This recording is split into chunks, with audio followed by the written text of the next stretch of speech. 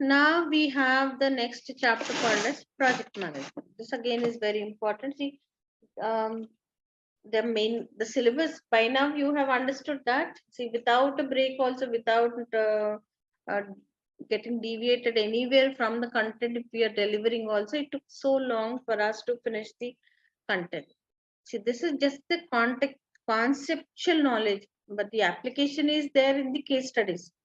So every aspect of it is very important. So the case study, pattern of questions that appear in the exam, SBL exam, will be application of the concepts, just not the simple, direct, straightforward question, but how do you apply this knowledge in the scenario? That is what has to be looked into. Okay, we have now three different topics that are remaining. One is project management. So this is not very much in detail about project management, but it is important that you understand about it. So first we look at what is the project life cycle. So project life cycle, how does the project start? First, the proposal has to be prepared. So the initiation, the proposal about what is the work that has to be taken up. An initiation or a proposal is prepared. After the proposal or the initiation that is taken up, plan accordingly, take up the planning accordingly. um, Whatever is required, whatever has to be taken up, so that the project can be taken up, and then it can be effectively implemented. All that is required has to be planned. Once the plan is prepared, implement that. Execution has to happen. See, whenever anything is planned for, planning and control, they go hand in hand. So wherever planning is there, control also would be there. So control talks about see, on implementation, when a plan is executed, so it would be monitored. So monitored in the sense that whether the execution is according to the plan that is taken up. Okay, so at that time, if it is found that there are some deviations, if it is not as per the plan, the implementation is not as per the plan, then measures are taken to control those deviations, and then finally ensure that the project is completed according to what was initially planned for, or proposed for, intended for. So project would be completed. So this is the stages. These are the stages in the project life cycle. See, that's nothing new about it. We all know about how planning and control happens. So also in case of a project, also first the proposal is prepared, then planning happens, implementation. If there are any deviations, control measures are taken, and then ultimately completing according to what was the initial proposal. Okay. So project plan, it has to start with a business case, which would typically include how do they plan, how do see strategic planning. Again, we go back to the initial day, initial class about how planning takes place. The initial strategic planning, what we have learned, we apply anywhere plan is a plan. So the strategic analysis has to be taken up. The strategic plan is based on three different analysis. SWOT analysis, that is an internal analysis, external analysis, as well as the stakeholder analysis. So here, in case of project plan, understand their strengths, weaknesses, what opportunities and threats are present for them in the external environment. What are the limitations, the constraints that they have, which will not allow the project to be taken up smoothly. Take up the look at the key constraints. Any risks that are present there, any risk which is involved in this project, analyze that. Look at the cost benefit analysis. For the amount of investment that goes into a project, what is the benefit that could be realized out of that? So take up a cost benefit analysis, and then take up the project appraisal. Okay, look at the project take up the appraisal of that particular project. So this is uh, understand, see what goes into the project, what is required of the required from the project, that it can be effectively implemented. Project appraisal. So the different analysis or things that are considered in terms of project plan. a SWOT analysis, understand the limitations, constraints, understand what's the amount of risk that is present, take up a cost benefit analysis, and then appraise that, analyze the project altogether about how what would go into the project appraisal. Okay, take up the project risk management. See, risk management is a process which analyzes what can affect the business, what would be the impact of that, and what measures should be taken to minimize the impact of the uh, risk that is present. So that is the process which we see project. That is in general risk management. So in terms of project also, the project risk management has to be taken up. The risk management comprises of assessment of risk, understand what is the amount of risk that is present, okay, identifying and analyzing risk. So we did learn about how to calculate the risk. Risk would be calculated as to the impact of the happening of event multiplied into the likelihood of the probability of happening of the event, and then we calculate what is the amount of risk assessment, and then take up the risk control measures. So it talks about the strategies that are adopted in terms of managing the risk. Take all possible measures to reduce the risk. Okay, provide contingency and monitor improvement. So anything which has to be taken up. So different strategies that are there to be taken up to control the risk control, taking steps to reduce risk, provide contingency and monitor improvements. We did learn about the STARA framework: transfer, accept, reduce, avoid based on the impact it has and the likelihood. We did learn about this one earlier also as part of risk management.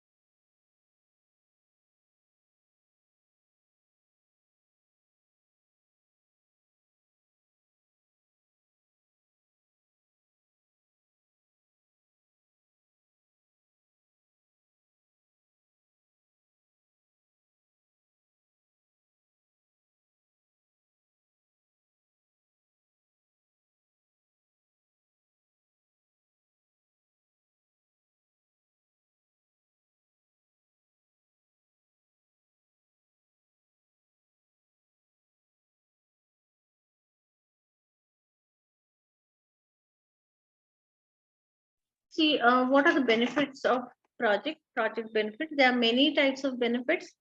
There are strategic benefits, having a plan in place and then getting benefit out of that, productivity gains, management benefits.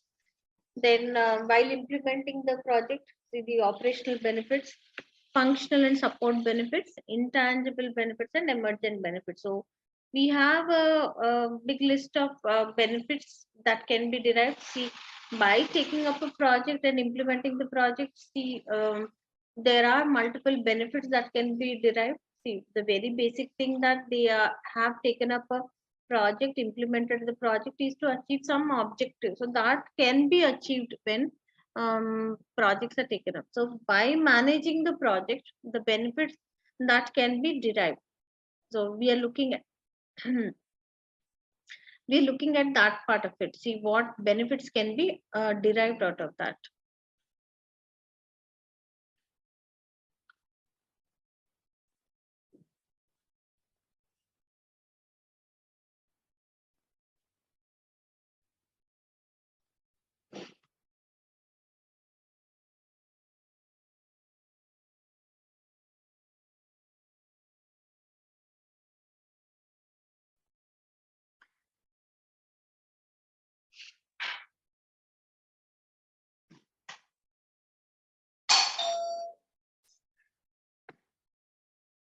Then benefits can be scaled as follows: benefits that are observable, measurable, quantifiable, and financial.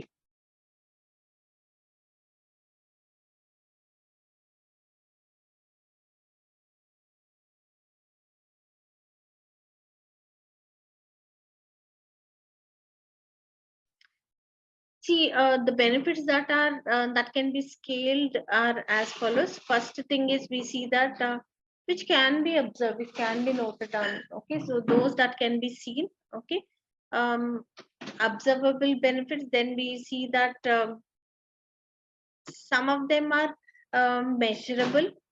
Benefits can be measurable, or benefits can also be intangible. Sometimes when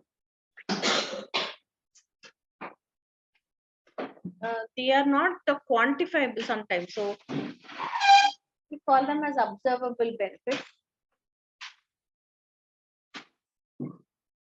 One second, one second.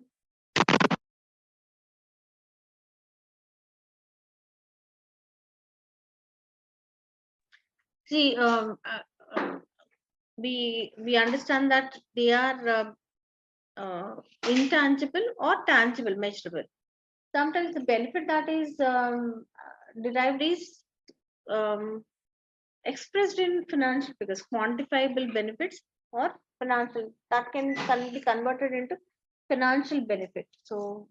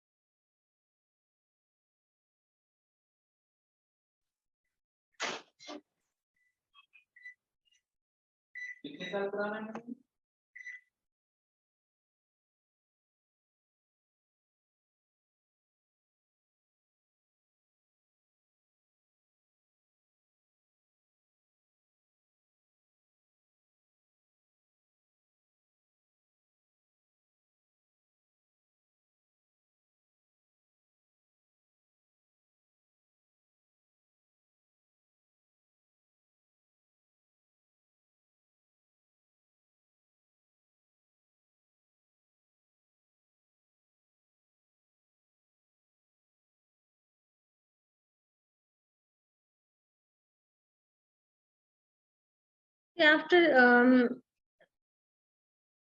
so when the project plans are prepared, benefits that can be derived. After that, we see that in detailed plans also have to be prepared for the project to be implemented. So project plan, we see first look at what are the resources that are available so that it can be effectively implemented. Resources, have a schedule, detailed schedule prepared. So as to connected, the tasks have to be connected to specific dates. So prepare those detailed plans, have the schedules that are prepared, required to be prepared, detailed schedules, decide on what are the targets and then how the measurement about how the targets are implemented. Wherever there is a plan that is prepared, that has to be effectively communicated.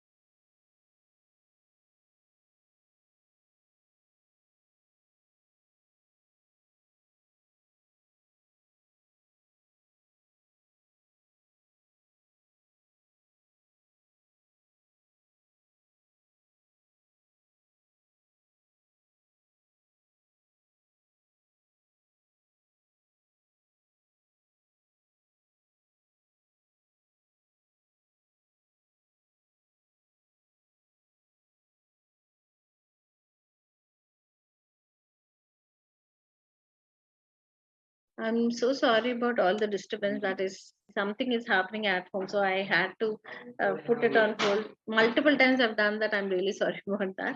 Um, so managing and leading projects. So there are key personnel, project sponsor and project manager are the key personnel which they look into the work. Often use a matrix structure, then should have regular gateways, need appropriate performance measures at gateways to identify if there are any threats. That is, from time to time, there should be a review also happening as to how the project is being implemented. So that's again another important thing. So key personnel, project sponsor and the project manager are they would be looking into how the project is implemented. They often use a matrix structure.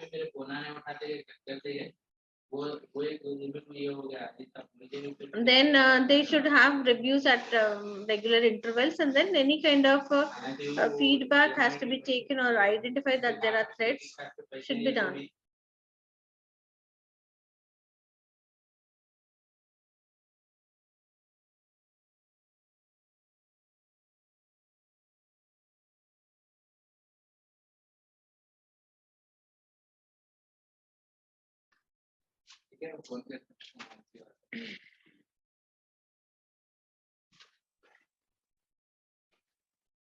Then we see the control measures that are to be taken up. See, whenever there is a plan that has to be implemented, we also have to see the control measures.